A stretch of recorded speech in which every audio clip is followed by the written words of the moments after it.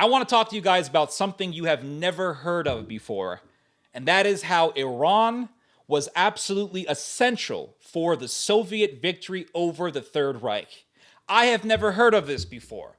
You have never heard of this before, but that is why I am here, to tell you guys about stuff you have never heard of. So let's get right into this. Iran was 100% essential for the Soviets in order to have a victory over the Nazis. Why? Well, because the Soviets, they were in desperate need for seriously built military technology, things like aircraft. The Russians, the Soviets, they wanted that American industrially built military aircraft. They wanted the serious stuff. The problem was that the Soviets were greatly cut off from having that weaponry transported into Soviet territories.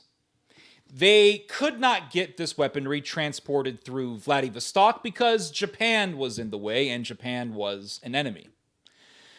They could not get that weaponry transported through the Black Sea because Turkey was in the way, and Turkey was a neutral country that did not want to get involved in the conflict.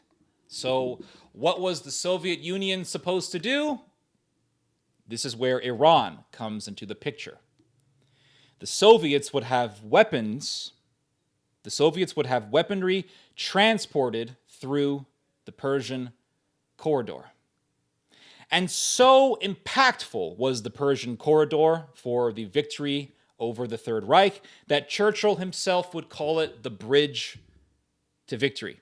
Here is a Wikipedia quote. It says here, of the 17.5 million long tons of U.S. Lend-Lease aid provided to Russia, 7.9 million long tons, 45%, were sent through Iran. Iran was 100% essential for the victory over the Third Reich.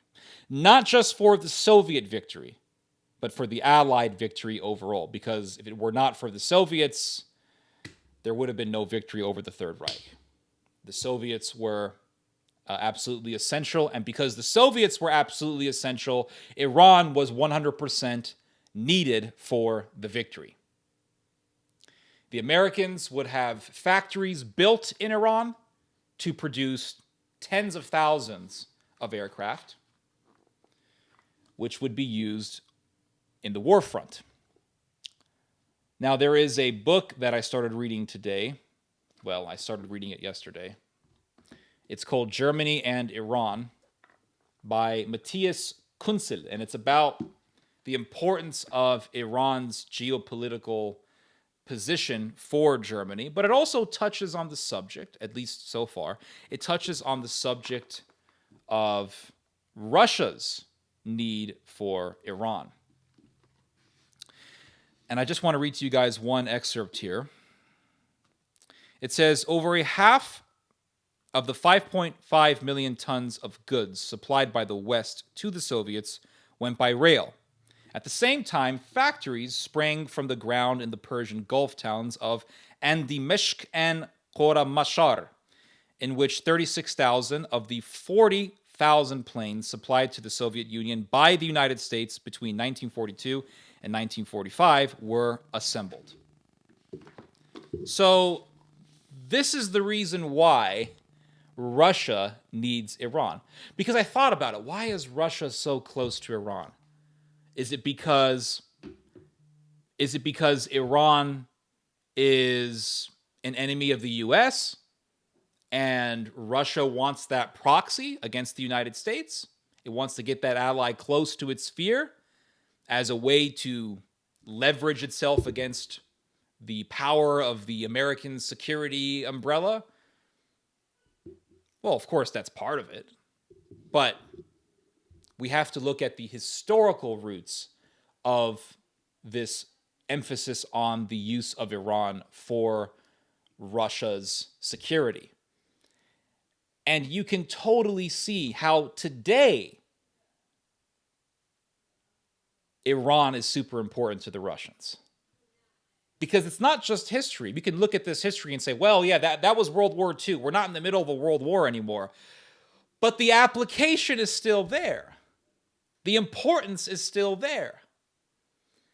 Russia needs that corridor because if Russia, think about this, just think about this.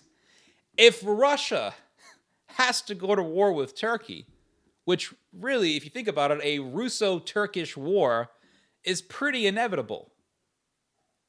How is Russia going to get weapons transported? How is Russia going to get goods transported? Well, we can't go through the Black Sea because Turkey's there. And remember, in World War II, the Soviets could not get weapons transported through Vladivostok. Why? Because Japan was there. So Russia, if you look at it in a map, Russia is in between. It's sandwiched in between enemies. You have Germany in Western Europe or Central Europe. You have Turkey right near the Balkans, right there on Southern Europe, right there on the Black Sea, which is extremely essential for Russia.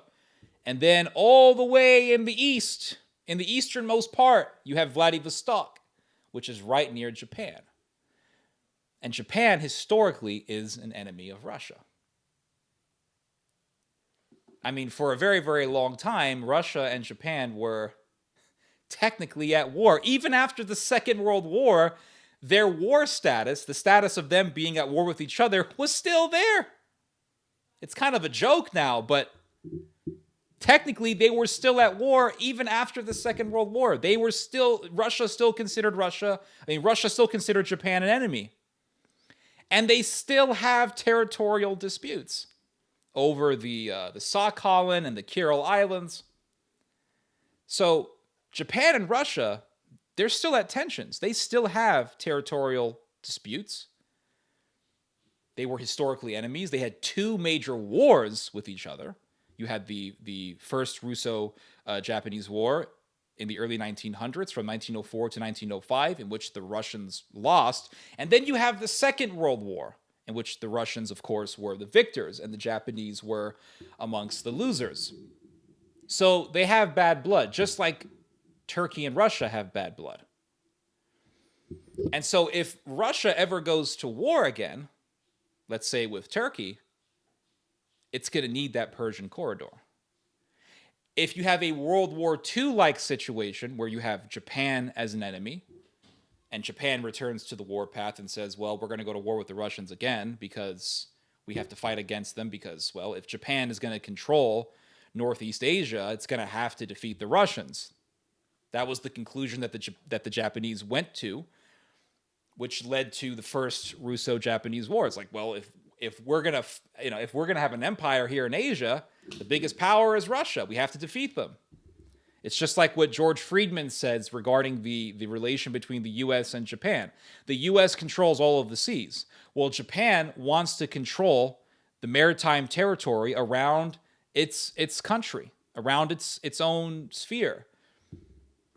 And it can't do that with the U.S. in the way. So what is Japan supposed to do? That's why George Friedman concluded that a war between the U.S. and Japan is inevitable. It's the same thing with the Russians. Well, if we're going to have an empire here in Asia,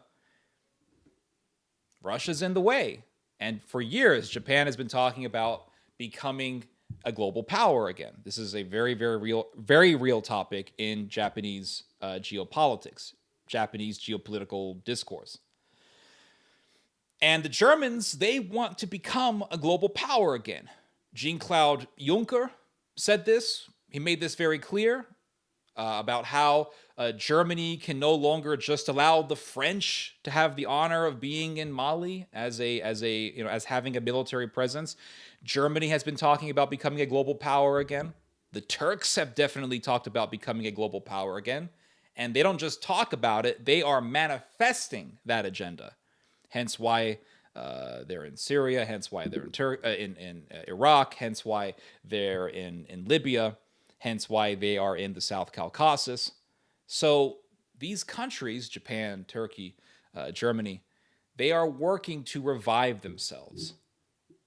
And Russia is a major global power.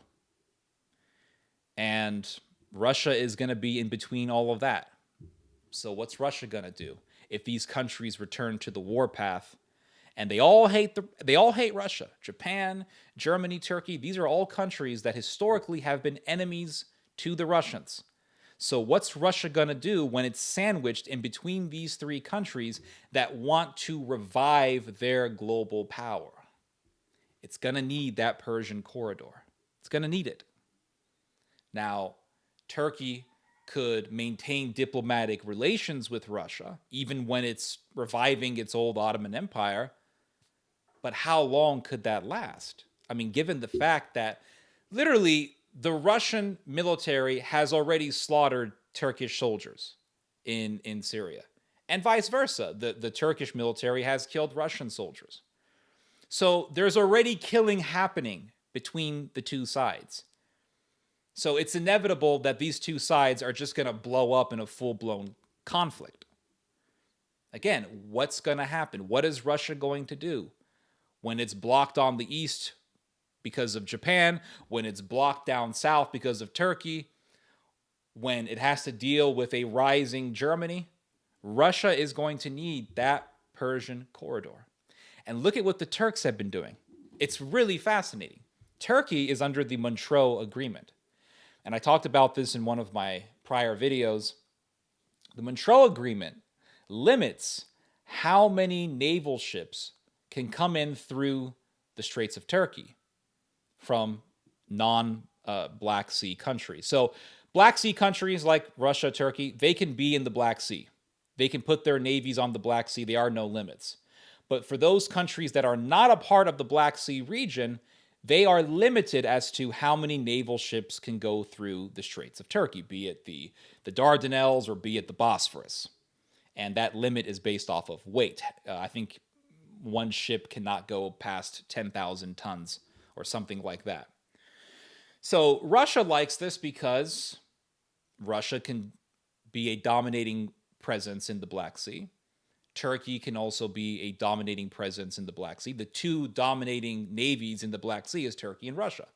And Russia likes it because it's a controlled situation. Russia doesn't have to worry about the navies of other major NATO countries going into the Black Sea and messing things up for the Russian Navy. But Turkey is building a canal that would allow naval ships to go right through the Straits of Turkey into the Black Sea. Which, if Turkey were ever to be in a situation of war, would allow the Turks to have the naval ships of allied countries go right through the Straits of Turkey into the Black Sea to disrupt the Russian Navy, to fight against the Russian Navy in the case of a war. So you could have the German Navy go right through the canal. Doesn't have to worry about the Montreux Agreement, doesn't have to worry about breaking any sort of international diplomatic rules. Turkey could say, well, the canal, the Istanbul Canal, which is what they want to call this thing, is not under a Montreux. And let's say that Russia and Turkey are not at war, but they are in the presaging events leading up to war. They are in high tension. Now what? Turkey could say, well, Germany, park your navy right in the Black Sea. America, park your navy in the Black Sea. Hungary, put your navy in the Black Sea. Well, it's against Montreux. The canal is not under Montreux. So you're already seeing this game of chess being played. I'm not good at chess, but I recently started playing it online just for fun. And one thing I've noticed about chess, it's not just what position you put the piece on. It's the position you put the piece on, and then all the other possibilities that could happen after that. You have to worry about the other side's bishop, the queen, the castle. You have to worry about all these things. And you have to think about every single possible thing that could happen after you put that piece on the square that you put it on. And it's the same thing with war. You have to look at all the possibilities. And you have to look back at history and look at all the mistakes that your country made. So that canal, that is part of this game of chess. It's, well, we have the Montreux Agreement, and that's going to be a hindrance if we want to get the navies of our allies into the Black Sea. So what's What's going on there? No, we can't. A canal to bypass the Montreux Agreement. And if you think that this is not realistic, well, look back at World War II. The reason why the British agreed to sign on to the Montreux Agreement was because they knew if they didn't, the Germans would have been using Turkey to get right into the Black Sea. The Montreux Agreement was the reason why the Nazis were not able to use the Straits of Turkey to enter the Black Sea. Because if they were allowed, they would have flooded the Black Sea with their naval ships, and they would have greatly diminished the Soviet Navy. They would have greatly diminished the British Navy, and it would have been disastrous. The Nazis could not get into the Black Sea through Turkey because of the Montreux Agreement. So it is extremely important that Russia keeps the status quo maintained. That's why the Russians want to keep the status quo maintained, because they know, well, if there's no Montreux Agreement and they have that canal that can bypass Montreux, the Germans can get right into the Black Sea. And there's nothing you can do about it. Because during the Second World War, the Germans could not get into the Black Sea through the Straits of Turkey. They just couldn't because of Montreux. And that greatly hindered the German advancement against the Soviets. So with the canal, and with Turkey not really being a neutral country anymore and wanting to pursue empire, Turkey's going to need its allies. Turkey's going to need Germany. Turkey's going to need that allied force to be with it, especially in the Black Sea, where you have Russia right there being a serious threat to Turkey's aspirations for global power. So anyway, there you have it, how history truly reflects what is happening now, and really why Russia really does need Iran for its survival. Anyway, you guys just heard some theology. God bless.